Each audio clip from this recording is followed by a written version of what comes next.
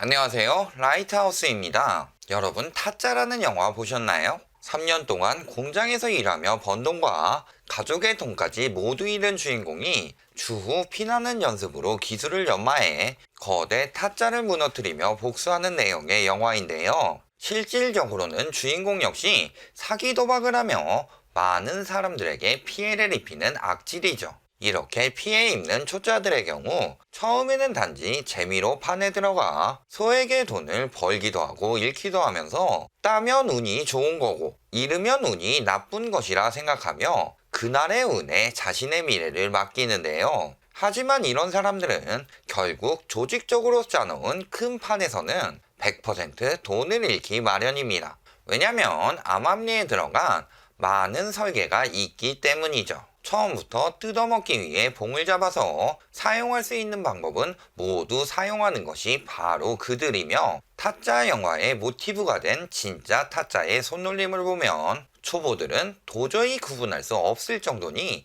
당할 수밖에 없으니까요. 하지만 그들은 다른 사람들이 돈 벌어가는 걸 보면서 자신도 벌 수 있을 것이라 생각하며 오늘도 내일도 계속 도전하는 등 중독자들처럼 변해가는데요. 그러나 운에만 맡길 뿐 저런 속임수도 전혀 눈치채지 못하니 왜 이러는지도 모른 채 이른 날에는 오늘은 운이 없었을 뿐이라고 생각하며 다음에는 꼭 벌 수 있다는 마음으로 또 도전하게 되고 결국 이렇게 전 재산을 탕진하고 마는 거죠. 이는 부동산 시장에서도 어떻게 보면 일맥상통하는 부분이 있는데요. 거대 세력이 하우스를 깔아서 장사를 시작하면 그 안에서 판돈을 키우는 바람잡이들도 있고 뽀찌를 먹는 인간들도 있는 것처럼 마치 타짜 영화를 방불케 할 정도로 도박판과 유사하게 진행되는 부동산 도박판이 벌어지고 있는 거죠. 그래서 어제는 사기꾼들의 유형을 보셨다면 오늘은 이들의 수법을 도박판과 비교해보며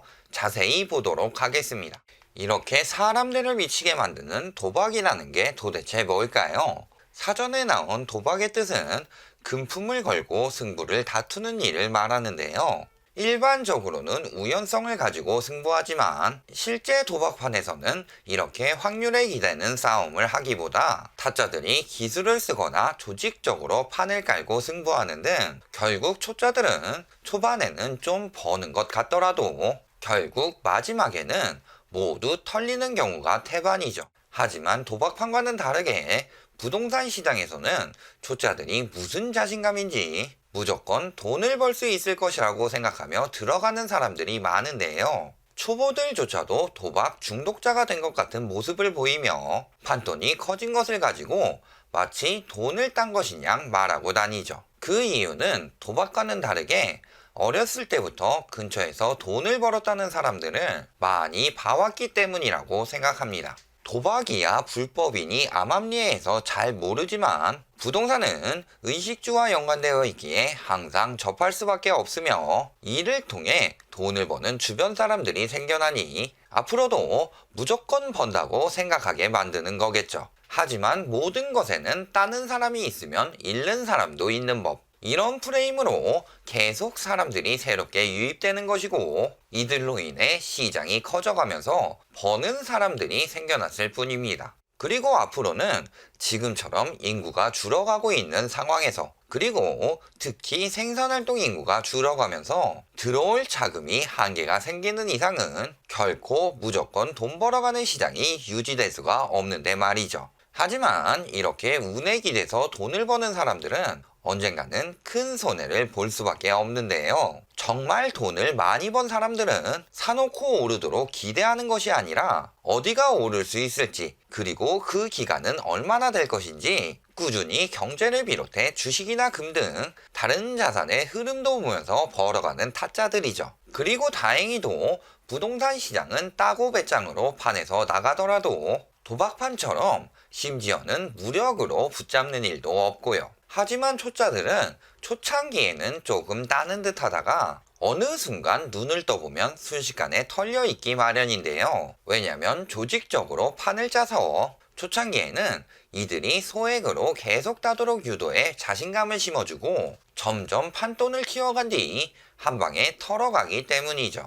그러니 부동산 시장에도 초반에는 갭투기 등으로 이익을 보는 듯 하다가 어느 순간 판돈과도 같은 집값은 급격히 올라가 있지만 그 금액은 판돈일 뿐 결국 팔아서 내 손에 들어오기 전까지는 그 판은 딴 것이 아님에도 판돈이 커졌으니 나는 부자라고 생각하며 이 판은 무조건 딴다고 자기 만족만 하고 있는 것이고요. 이상하게도 주식 같은 경우는 잃게 생기면 손절하고 나오는 경우가 많은데 유독 부동산에서는 그게 안 되는 사람들이 많은데요. 가끔 급매가 나오지만 대부분의 사람들은 안 떨어질 것이라고 생각하며 끝까지 호가를 유지하려고 하죠. 그 이유는 아마도 주식과는 달리 조짜들이 생각 없이 덤비는 경우가 많기 때문일 것입니다. 왜 오르는지, 왜 벌 수밖에 없는지 분석해서 들어가거나 아예 전문가들에게 일이 많은 주식과는 달리 부동산에 대해서는 본인이 직접 자산을 운영하며 빙산의 일각만 보고 부동산을 다 아는 것이냐 무조건적인 우상향을 말하는 등 자만하는 초보들이 많기 때문이죠. 판돈이 커지면 돈을 많이 번다는 마인드를 가지고 있으니 담합을 해서 집값이라는 판돈을 계속 키우는 거고요. 하지만 도박판에서도 판돈이 커진다는 것은 그만큼 확신이 있는 사람들, 즉 정말 좋은 패를 가지고 있는 사람이거나 상대의 패를 알고 있는 사기 도박단 또는 조직적으로 판을 깔아 움직이는 사람들이 있다는 뜻이며 그럴수록 초짜들은 따기보다 잃을 확률이 훨씬 높은데 말이죠.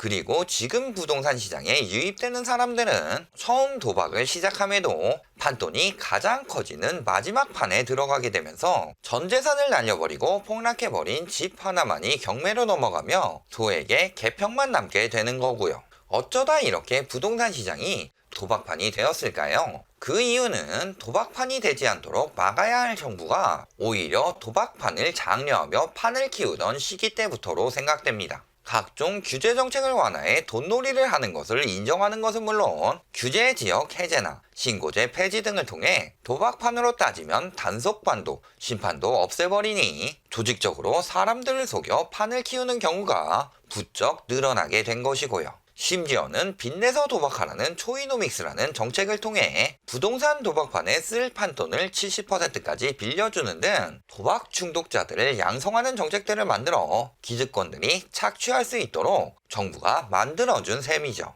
그리고 이 와중에 남들의 돈으로 도박판에 뛰어드는 경우도 많았는데요. 그 사람들은 바로 갭투기꾼들이죠.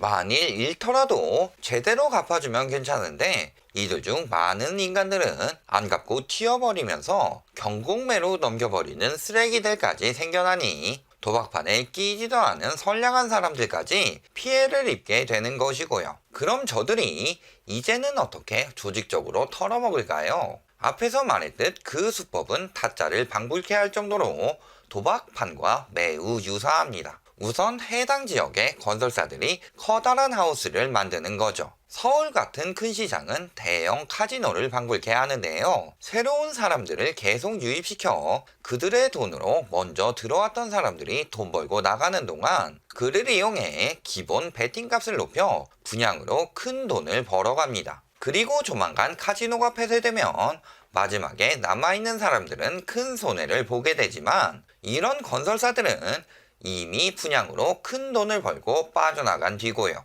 서울이 카지노라면 이번에 풍선 효과가 들어갔다는 수원 같은 지역들은 불법 하우스가 영업한 것으로 보이는데요. 그러니 이번에 규제지역 확대라는 단속반이 뜨니 판을 접고 튄 거죠. 그리고 단속반이 아직 안 뜬 안시성이나 김부검, 오동평 등에 다시 하우스를 펴고 새롭게 호구들을 모집하고 있는 거고요. 이런 곳들은 이미 광고가 퍼지기 전에 타짜들이 미리 들어가 있다가 뒤늦게 소식을 듣고 온 호구들이 판을 키우는 동안 돈을 벌고 빠지는 거죠. 정보에 빠삭한 이들은 어느 순간 판돈이 비정상적으로 커지게 된다는 건 결국은 거대한 세력들이 돈을 벌기 위해 하는 짓이라는 것을 알기에 판돈이 그렇게 커지기 전에 최대한 챙긴 뒤 큰 판에는 끼지 않는 것이 상책이라는 것을 아니까요. 그리고 그렇게 판을 키우기 위해서는 초반에 따도록 만들어준다는 것을 알기에 미리 들어와서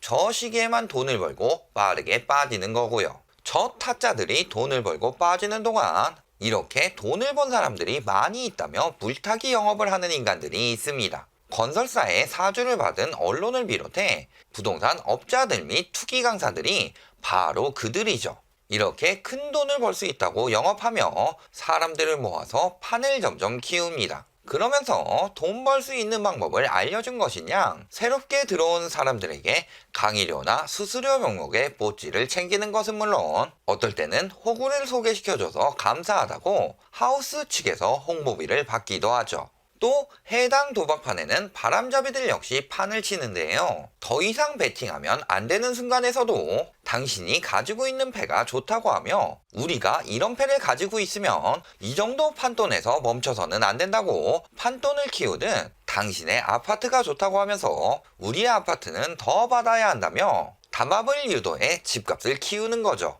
결국 이런 도박판을 막기 위해 규제지역 확대 및 강화, 신고제 부활 등의 정책을 쓰니 왜 우리끼리 잘 도박하고 있었는데 정부가 도박 시장 논리에 어긋나는 짓을 하고 있다며 헌법 운운하며 반발하고 있는 거고요. 게다가 아직 판돈만 키우지 따지 못한 사람들은 이런 단속반이 뜨기 전에 오히려 마지막 기회라고 초보들을 유도해 그들의 돈을 따서 본인은 빠져나가려고 하는 것일 뿐입니다. 즉, 지금 풍선 효과가 들어간 지역들은 무법지대라 갖은 수법을 쓰는 타짜들이 많이 들어가 있으며 그들의 손은 당신의 눈보다 빠르니 당신은 잃을 수밖에 없다는 뜻이죠. 그럼에도 지금까지 들어갔다 나온 사람들이 많이 벌었다고, 판돈이 커지니 더 많은 돈을 벌 것이라고 단순한 생각으로 들어가는 사람들은 저들이 큰 돈을 벌기 위해 만들어 놓은 거대한 도박판에 생각 없이 뛰어드는 것과 같습니다. 그리고 마치 모르는 사람의 연대 보증을 서주는 것처럼 저들의 진빚의 책임을